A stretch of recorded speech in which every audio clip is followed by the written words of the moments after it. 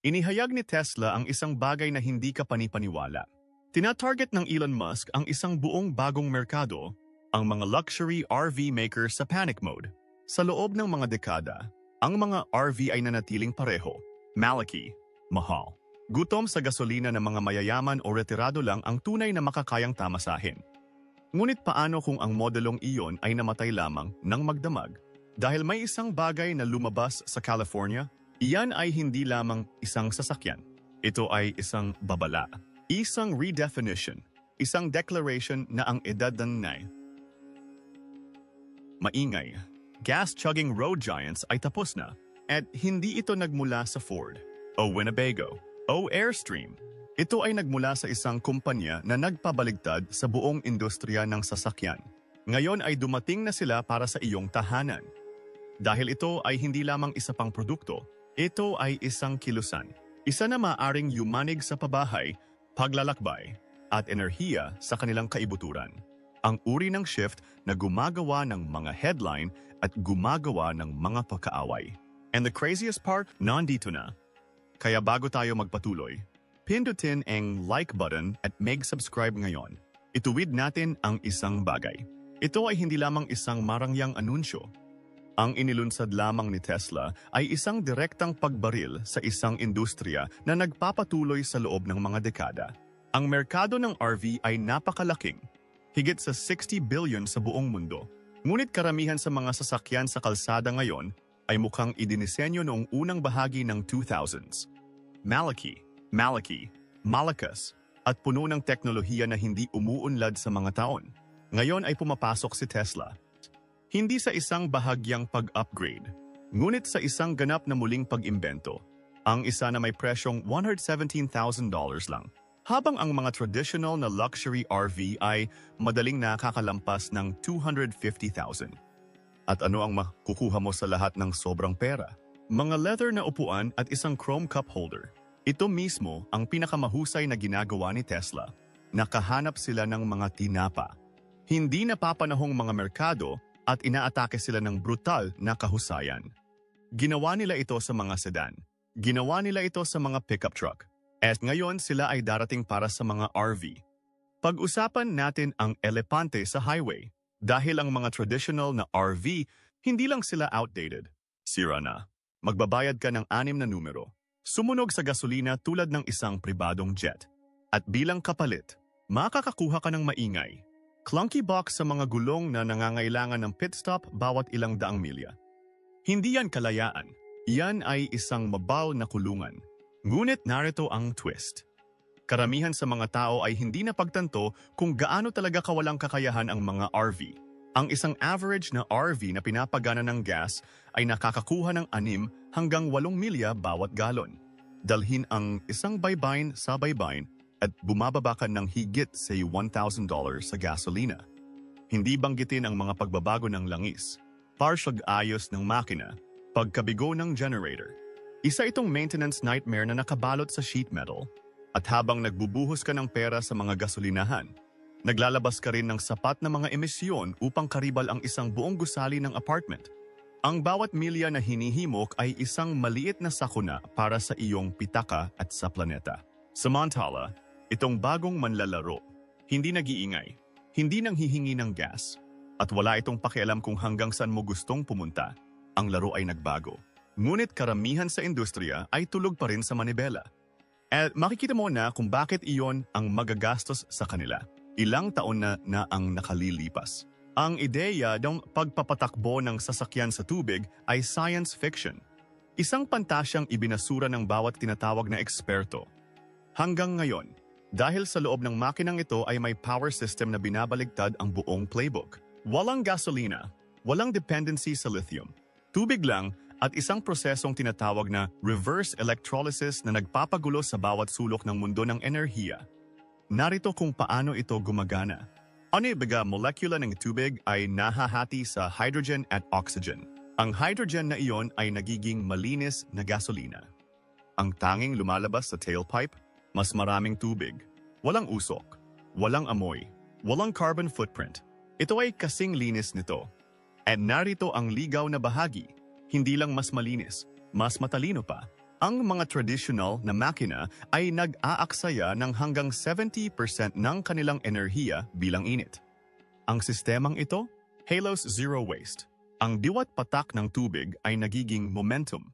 Hindi ito gimmick. Ito ay isang hard reset sa lahat ng alam namin tungkol sa lakas ng sasakyan. At hindi ito darating balang araw. Gumugulong na.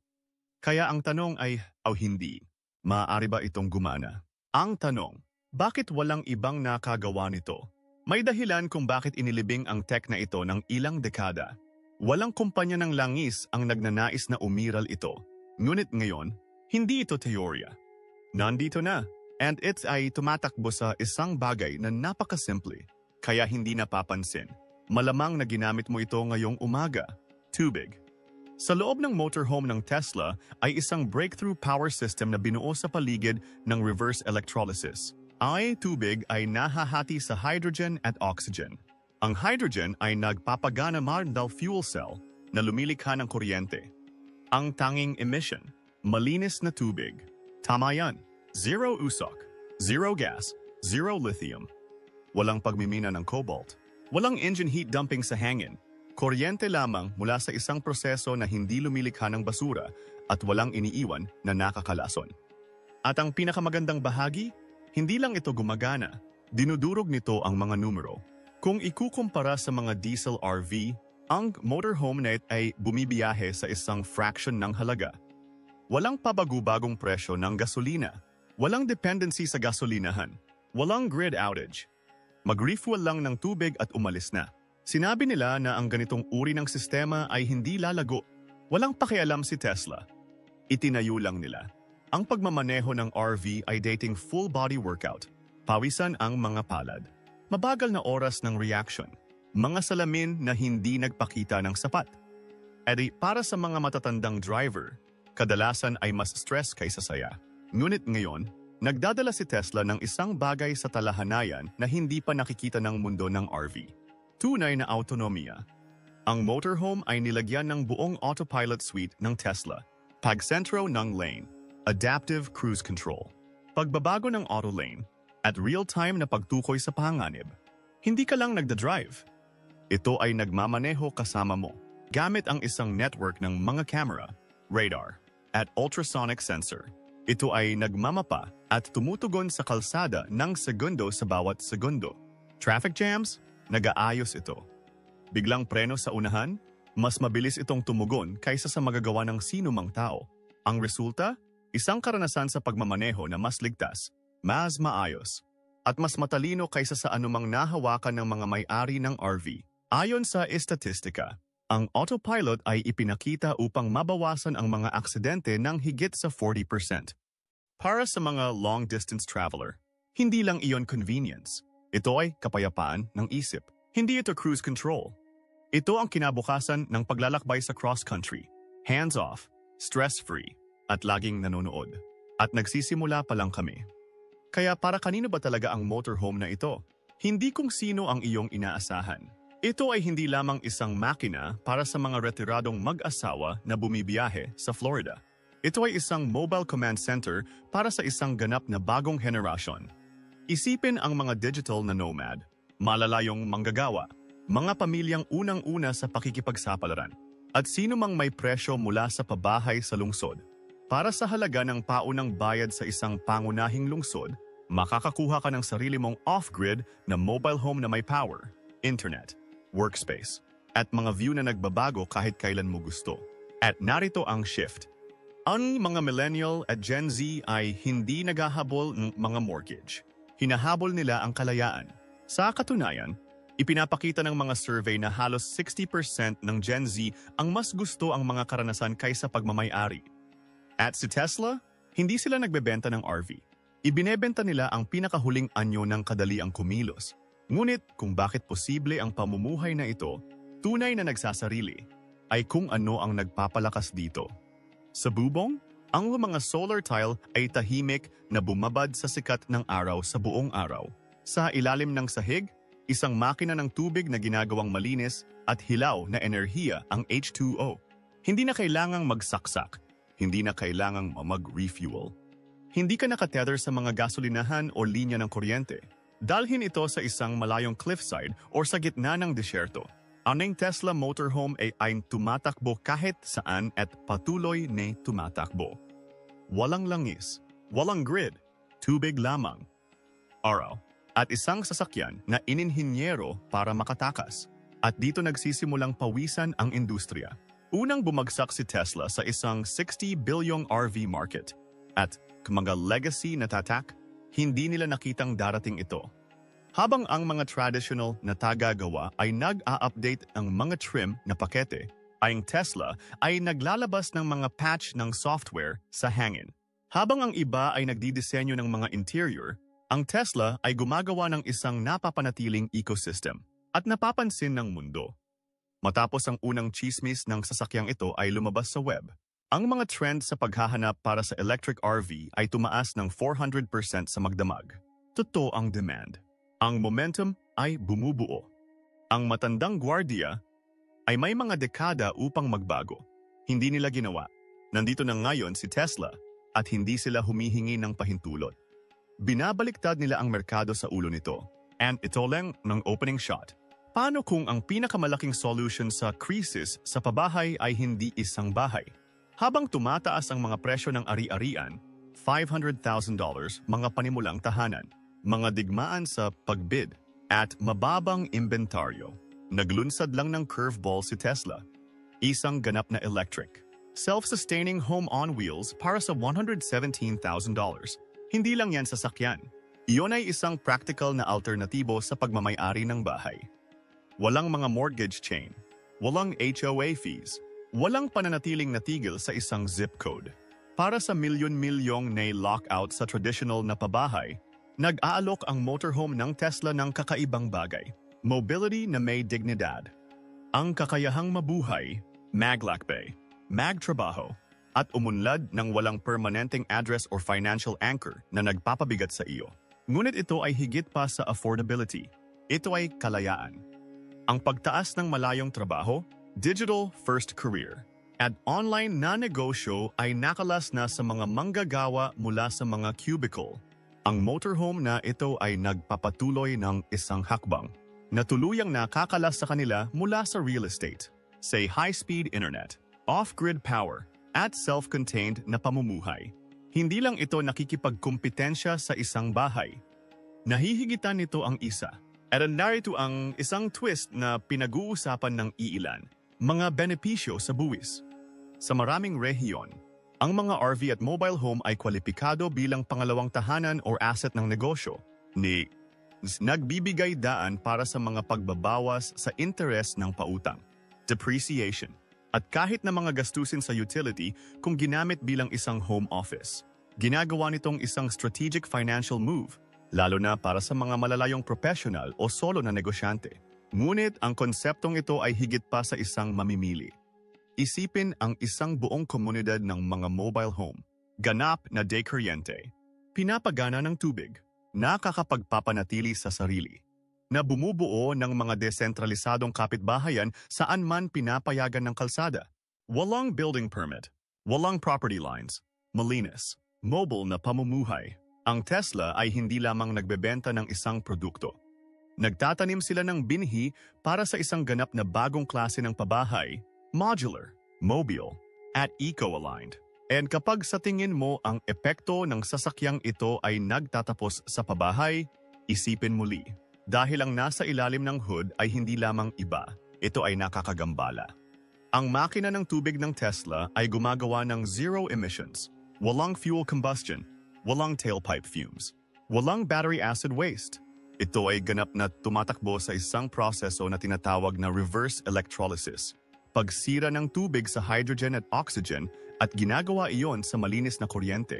Ibig sabihin, walang fossil fuel, walang grid dependency, walang gas station footprint. Maaari kang iparada sa gilid ng bangin o sa gitna ng kawalan at nagpapatakbo pa rin ng mga ilaw, pag-control sa klima, at opisina ng iyong tahanan na pinapagana ng sikat ng araw at tubig. Kung ikukumpara sa mga traditional na RV, layaw sa mana, nagsusunog ng diesel sa pamamagitan ng galon at tumatagas ng carbon sa bawat milya, ang Tesla motorhome ay isang revolution sa paggalaw. kung saan ang karamihan sa mga RV ay bahagi ng problema sa kapaligiran. Ang isang ito ay naglalayong maging solution at ang mga numerosaur ay nagsasalita para sa kanilang sarili. Ang average na RV na pinapagana ng gas ay naglalabas ng higit sa 11 metrikong tonelada ng CO2 bawat taon. Ang Tesla motorhome? Zero. Yun lang. Zero. Ito ay hindi lamang isang pag-upgrade sa engineering. Ito ay isang pilosopiko. Muling tinutukoy nito kung paano tayo nakikipag-ugnayan sa planeta. Walang mga emission. Walang pag-aksaya ng mapagkukunan. Walang dahilan. Sa pamamagitan ng solar energy na nagpapakain sa mga system nito, tubig na nagpapagana sa makina nito, at napapanatiling mga materyales sa loob, ang sasakyang ito ay kumakatawan sa isang blueprint para sa hinaharap na pamumuhay. Isa kung saan ang ating mga tahanan, ang ating mga sasakyan, at ang ating enerhiya ay bahagi lahat ng iisang ecosystem. Hindi lang gumagawa si Tesla ng bagong uri ng motorhome. Hinahamon nila kung ano ang sa tingin namin ay dapat maging isang bahay. At kung susumahin ito, maaari nitong maalog ang patakaran sa pabahay, enerhiya, at kapaligiran ng sabay. Isang crisis sa klima, isang crisis sa pabahay, at isang makina na ginawa upang hamunin silang dalawa. Kung sa tingin mo ang motorhome na ito ay isa pang pagbagsak ng produkto ng Tesla, na mismo na ang mas malaking kwento. Dahil sa ilalim ng lahat ng teknolohiya, sa ilalim ng makina ng tubig, ng mga solar panel, ng autopilot, makakahanap ka ng mas malalim, isang blueprint. Isa na binuo ni Elon Musk sa loob ng mahigit isang dekada. Tingnan mo, hindi lang ito tungkol sa mga RV. Ito ay tungkol sa muling pagtukoy sa infrastruktura. Ngayon ay umaasa tayo sa tatlong sirang sistema. Centralizadong pabahay, transportasyong pinapagana ng fossil fuel, at isang marupok na overburdened na grid ng enerhiya. Ang motorhome ng Tesla ay hindi lamang nilalampasan ang mga ito. Ginagawa itong hindi na ginagamit. Bakit magbayad ng isang kumpanya ng utility para sa kuryente kung maaari kang bumuo ng iyong sarili? Bakit pumirma ng 30 taong mortgage kapag ang iyong tahanan ay kasama mo? Bakit magsusunog ng langis upang magpatuloy kung ang tubig ay mas malinis, mas mura, at walang katapusang? Ito ay hindi isang angkop na ideya. Ito ay isang plano ng kaligtasan at mabilis itong nakakakuha ng traction. Nasa ilalim na ng pressure ang mga pamahalaan na muling pag-isipan ang patakaran sa enerhiya. Ang mga merkado ng real estate ay dinudurog ng mga crisis sa affordability. Ang mga higante ng langis ay nag-aagawan na mag-pivot sa mga renewable. At sa gitna mismo nito, ibinaba ni Tesla ang isang self-sustaining machine na lumulutas sa lahat ng tatlo. Ang motorhome na ito ay hindi lamang isang RV. Ito ay isang diskarte sa paglabas mula sa mga system na idinisenyo upang panatilihing natigil ang mga tao. At narito ang nakatagong henyo. Ang sasakyang ito ay sumusukat sa kultura. Hindi lang ito nakakaakit ng mga tech geeks o mga tagahanga ng Tesla, nanawagan ito sa mga adventurer, pamilya, creator, environmentalist, at entrepreneur. Ito ay hindi isang produkto. Ito ay isang bandila sa lupa. Isang simbolo ng kalayaan, at control. Nagbubukas din ito ng bagong pag-uusap tungkol sa kung paano kami nagdidisenyo ng mga lungsod. Isipin ang libu-libong tao na naninirahan sa labas ng grid ngunit konektado pa rin. Mga self-sufficient unit na pinapagana ng malinis na enerhiya, walang mga fossil fuel o nagpapaupa ng mga bitag. Isang mobile na population na nag-aambag ng mas kaunting pollution, gumagamit ng mas kaunting mga mapagkukunan, at hindi na nangangailangan ng mga subsidyo ng gobyerno o napakalaking infrastruktura para lamang mabuhay. Parang radical? Oo naman. Gayon din ang mga dekuryenteng sasakyan. Gayon din ang mga reusable na rocket. Gayon din ang isang 35,000 EV sedan noong unang ipinangako ito ni Elon. Ngunit may track record si Tesla sa paggawa ng imposibleng hindi maiiwasan. At dito magsisimula ang tunay na kinabukasan. Habang umuunlad ang teknolohiya, ang mga motorhome sa hinaharap ay maaaring maging ganap na autonomous na mga living space. Isipin ang pagpasok sa iyong tahanan sa gabi at paggising sa ibang estado. Isang road trip na walang pagmamaneho. Isang nomadic na pamumuhay kung saan ang trabaho, pagtulog, at paglalakbay ay nangyayari sa parehong espasyo. At ang sasakyan ang humahawak sa lahat ng ito. At hindi pa iyon ang endgame. Say solar, water-based na power, at AI integration. Ang motorhome ni Tesla ay nagiging higit pa sa isang sasakyan. Ito ay nagiging isang decentralisadong survival pod. Isa na maaring umunlad sa panahon ng mga blackout, pagkasira ng grid, kakulangan sa gasolina, o kahit na mga kaganapan sa matinding lagay ng panahon. Ito ay hindi lamang isang mas mahusay na paraan upang magbakasyon. Ito ay isang mas mahusay na paraan upang mabuhay. At para sa lahat ng legacy na RV manufacturer, kumpanya ng langis, at developer ng pabahay na pinagtawanan nito, hindi na sila tumatawa. Dahil kung sapat na mga tao ang magpatibay ng ganitong pamumuhay, masisira ang lumang modelo at magsisimula ang bago. Ang Tesla ay hindi lamang naglunsad ng isang motorhome. Naglunsad sila ng isang kilusan. Kung ito ay nagpagulo sa iyong isip kahit kalahati ng sa atin, basagin ang like button at mag-subscribe ngayon din. Dahil kinakalkal lang namin kung ano ang ibig sabihin nito para sa transportasyon, pabahay, at sa mundong titirhan mo bukas. At kung handa ka nang makita kung ano ang ginawa ni Tesla na hindi na ginagamit, i-click ang susunod na video sa iyong screen. Hindi ka maniniwala kung sino ang susunod na magpapanik.